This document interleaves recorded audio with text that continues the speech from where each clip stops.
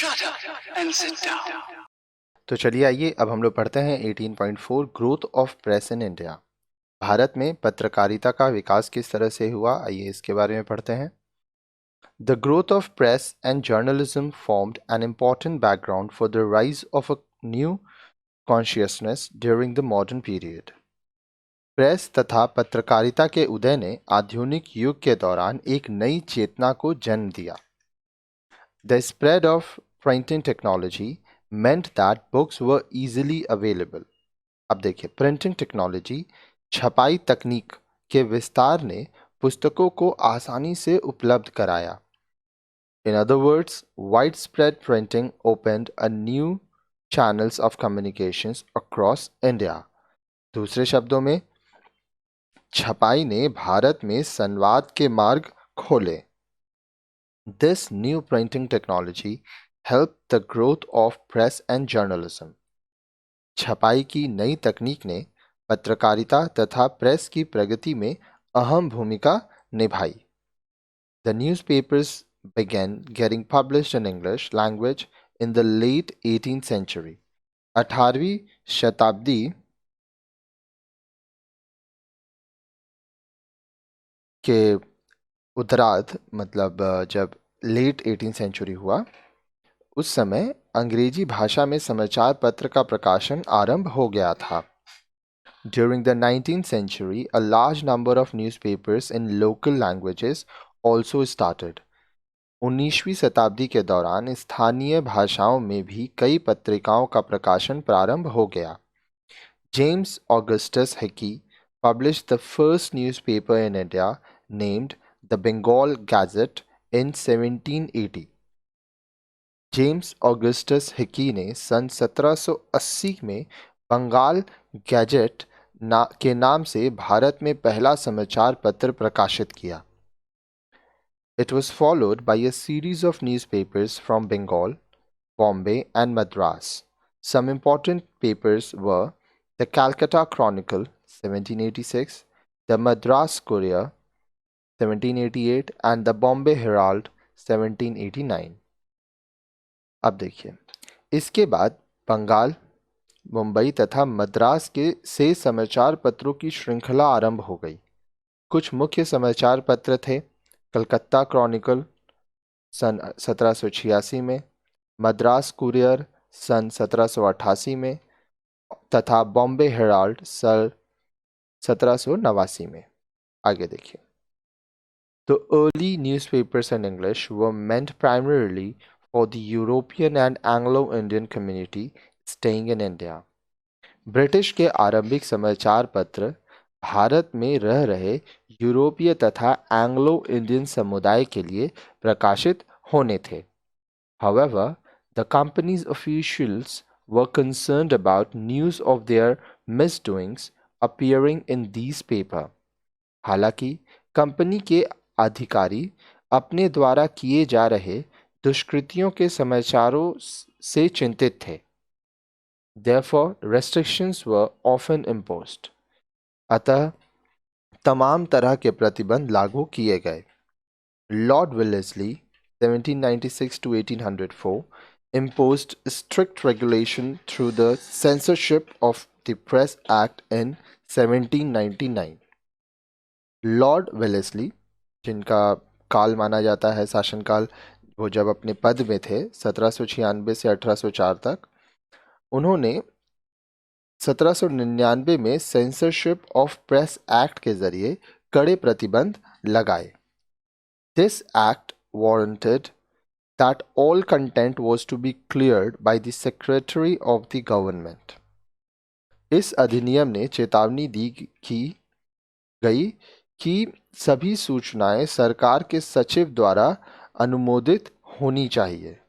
Names of the printer, editor and proprietor were to be clearly printed in every issue.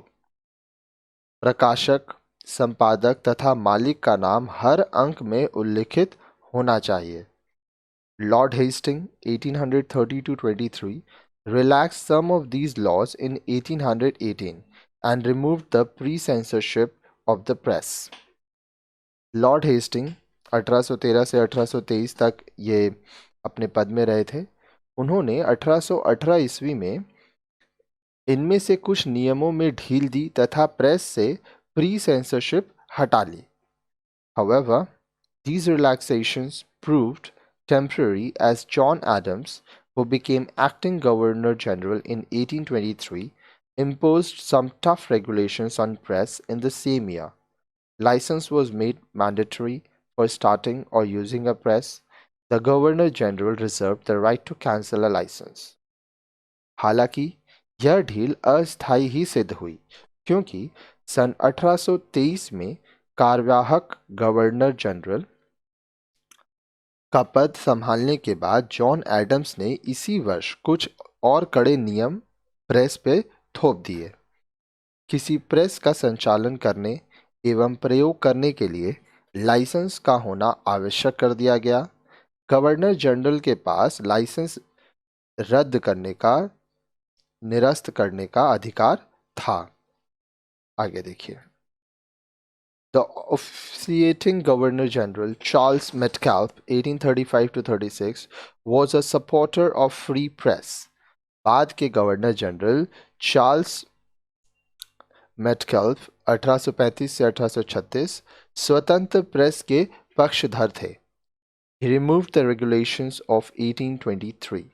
उन्होंने सन 1823 के नियमों को हटा दिया, निरस्त कर दिया।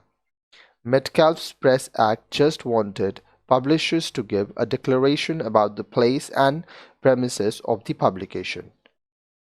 अब देखिए, मेटकैल्फ प्रेस अधिनियम चाहता था कि प्रकाशक केवल अपने नाम तथा प्रकाशन के स्थान एवं परिसर की घोषणा कर दें। This liberating influence had a positive impact on the growth of press as a large number of newspapers started publishing till stiff regulations were again imposed in 1857 due to the revolt. अब देखिए, इस उदारवादी कदम ने press की प्रगति पर सकारात्मक प्रभाव डाला तथा सन 1857 तक, जब तक कि विरोध के चलते पुनः कड़े नियम नहीं लगाए गए, बड़ी संख्या में समाचार पत्र प्रकाशित हुए। आगे देखिए। Most serious restrictions on the growth of Indian language newspaper was Lord Lytton's Vernacular Press Act of 1878. भारतीय भाषाओं के समाचार पत्र पर सबसे कठोर प्रतिबंध लॉर्ड लिंटन का वर्नाकुलर प्रेस एक्ट सन 1878 का था। A highly biased and racial measures, this act attempted to stifle any opposition to the government voiced in the local languages of the country. एक अत्यंत ही रंगभेदी तथा भेदभाव वाले इस अधिनियम ने सरकार के खिलाफ भारतीय भाषाओं की अभिव्यक्ति का गला घोटने का प्रयास किया गया। Similar restrictions were not imposed on the English language newspapers. अब देखिए, बोल रहा है यह प्रतिबंध ब्रिटिश समाचार पत्रों पर लागू नहीं हुए। It was an important example of Linton's conservative and arrogant attitude. यह लिंटन की रूढ़िवादी तथा घमंडी सोच का परिचायक था। It indirectly empowered the government to control all seditious writings by Indian intelligentsia. इसने सरकार को अप्रत्यक्ष रूप से भारतीय बुद्धिजीवियों की लेखनी पर नियंत्रण का अधिकार दे दिया। There was no appeal against the decision of the district magistrate. This act was replaced in 1882 by Lord Ripon, who was a very popular viceroy among Indians for his liberal and views and measures. अब देखिए, आगे बोल रहा है जिलाधिकारी के विरुद्ध appeal करने का प्रावधान नहीं था। इस अधिनियम को सन 1882 में लॉर्ड रिपन द्वारा बदल दिया गया, जो अपने उदारवादी दृष्टिकोण की वजह से भारतीय जनता में बहुत लोकप्रिय था।